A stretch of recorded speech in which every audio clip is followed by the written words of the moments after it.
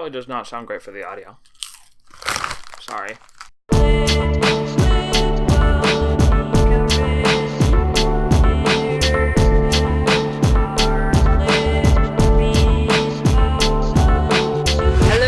This is Olin from What I'm Listening To.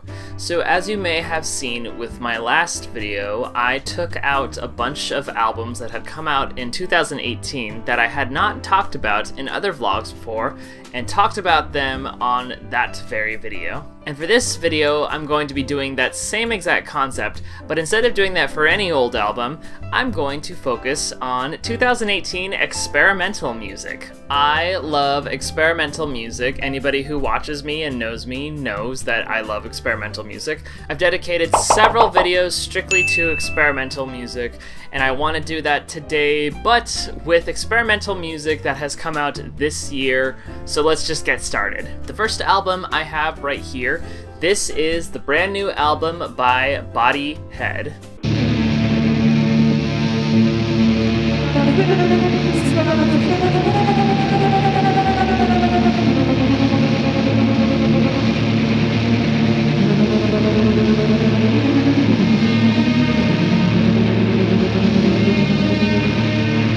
Body Head is a duo consisting of experimental guitarist Bill Nace, as well as Kim Gordon on vocals and additional guitar. I've talked about them before in another experimental vlog. I fucking love them. Their music is so good and so cool and so unique. And this album actually kind of snuck up on me. I had no idea that this album was coming out, let alone that they were making new music. It's been a good chunk of time since the last album they put out, but I randomly stumbled across an article talking about this album on the day that it came out.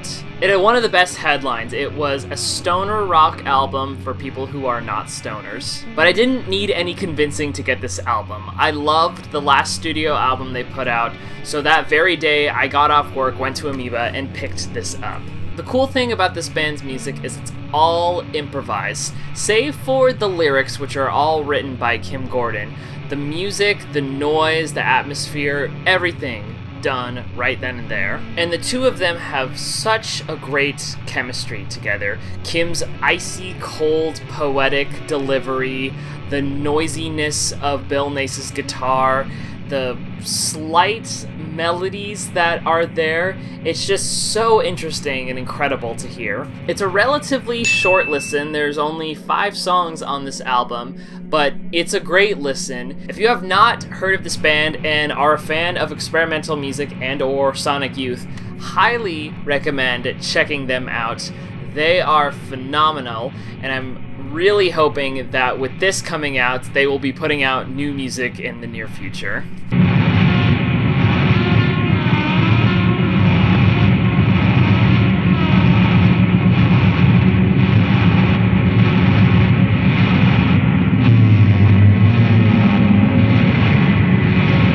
Next album I have here, I have the new album Age Of by Oneohtrix Point Never. I have most certainly talked about Oneohtrix Point Never in another experimental vlog.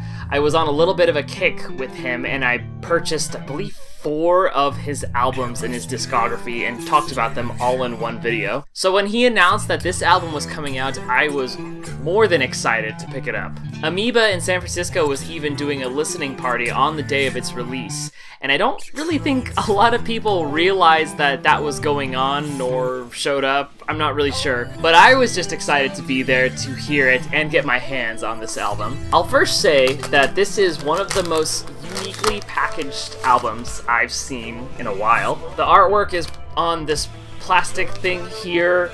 There's the inserts. It's all just kind of a hodgepodge of things. The booklet is just literally taped on the back of this case here. And the music on here is different from what I've heard from Oneohtrix Point Never, but still really good. On this album, he does some kind of Baroque pop sounding stuff with dulcimers and string sounds.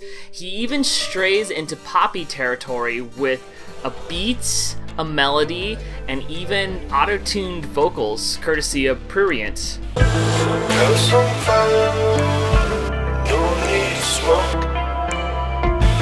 Doors gotta open before we go. What's the bottom of the black hole? Away from black holes.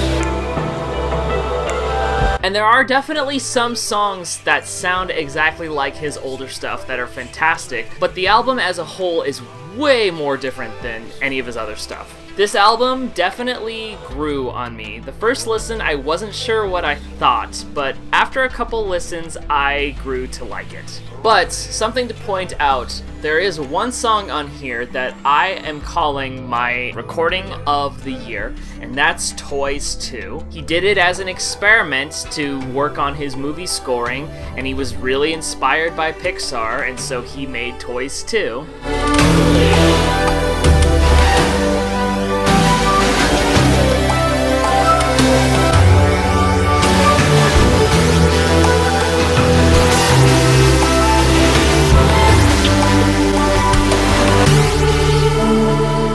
I listen to that song so much on repeat. It's a song that I will put on and then will listen to it 3 or 4 times in a row. I wish he did the whole album of songs sounding like that song, but it's still a good album regardless. So if you haven't checked out this album, I highly recommend it just for Toys 2, and if you have an open mind for it, then I would give it a listen, despite the fact that it sounds a lot more different than his previous records.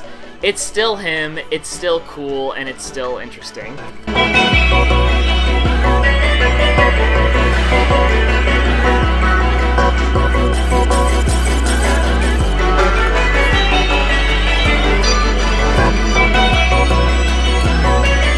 So it looks like my camera's about to die, so there's gonna be a cut. There might be a wardrobe change and a lighting change, but it's gonna happen right now. Okay, so nothing happened here. We're just gonna move on. The next album I have here, this one is a bit of an obscure release and an impulse buy.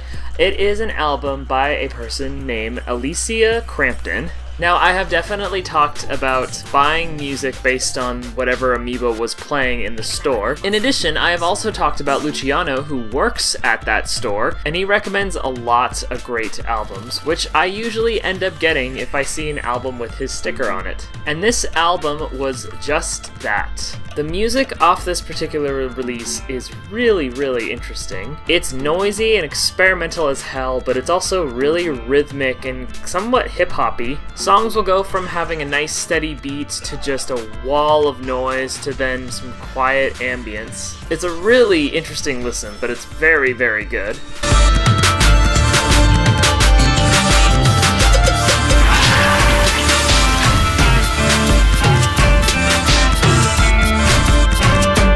The disappointing thing about this album is it is only 6 songs, so it's a very quick listen. But considering that this was her debut album, maybe we'll be seeing new stuff in the future. Who knows? So if you're into rhythmic noise music, this one would definitely be worth checking out. And even just for having Luciano's sticker on here, easily another reason to go check it out. His taste in experimental music is awesome, and everything he recommends is worth checking out.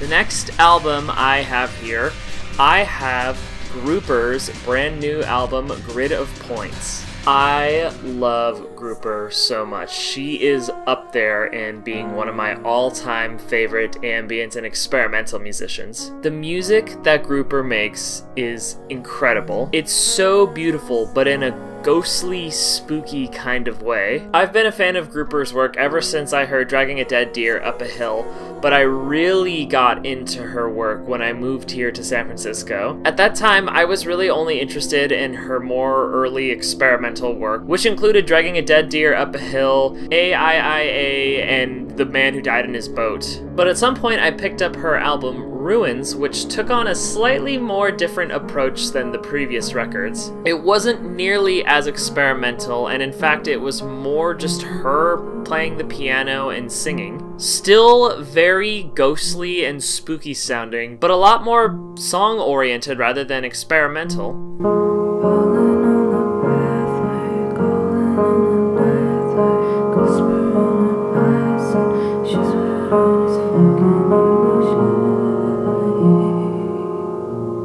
At first, I wasn't really sure how I felt about it because I like her experimental stuff a lot, but I remember when the rainy season came through and listening to that album while on the bus, just looking at the city and its gray colors and everybody in their rain jackets walking around, it just clicked with me. So that album became one of my all-time favorites, and Grid of Points continues from there.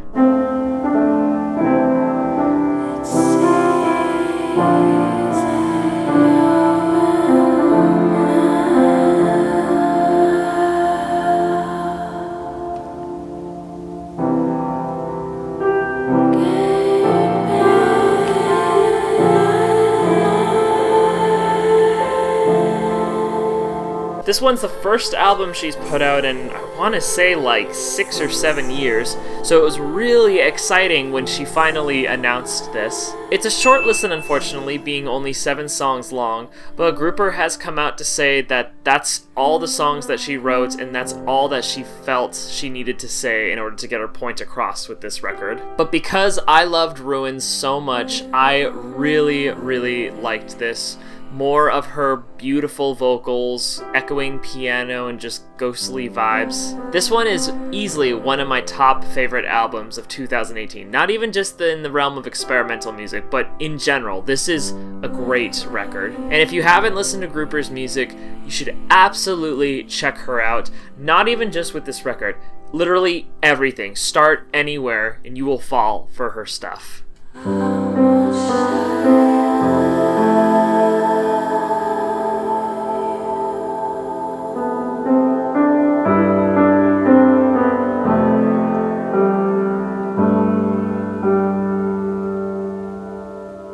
The last album I have for you today, this is Roy Montgomery's brand new album, Suffuse. Like that Grouper record, I was thrilled when Roy announced he was putting out a new record. It's been a really long time since he had released anything, and lately a lot of his old stuff with the Pin Group has been reissued and remastered. But because that stuff came out in the 80s, I don't really count it as new music.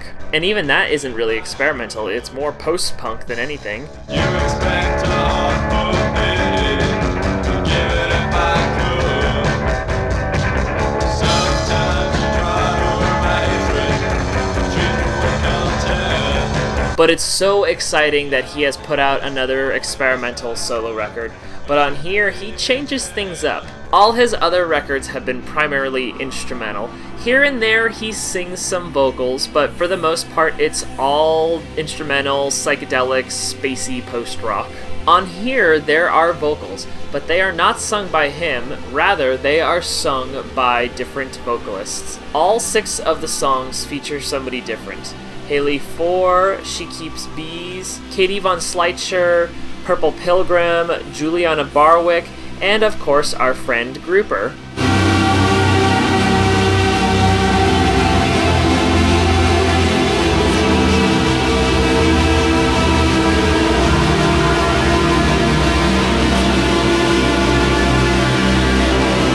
And the cool thing about having all these different vocalists is all the songs seem to have a different flavor. While Roy's iconic guitar work and wall of noise is very similar sounding in every song, every vocalist brings something different. On the very first song, Apparition, the vocalist has a baritone approach to her singing.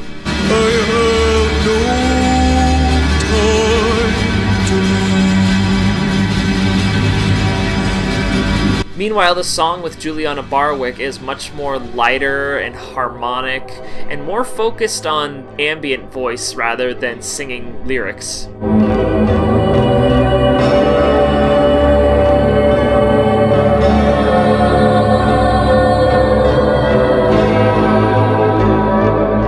Sadly, this album is also a short listen, it being 6 songs long. But I'm just excited to see that Roy is still around in the modern day putting out new music. I really hope he continues to make music because everything he does is phenomenal. Thank you very much, Roy, for this magnificent record, and I'm so excited to see all these people coming together to contribute to your music.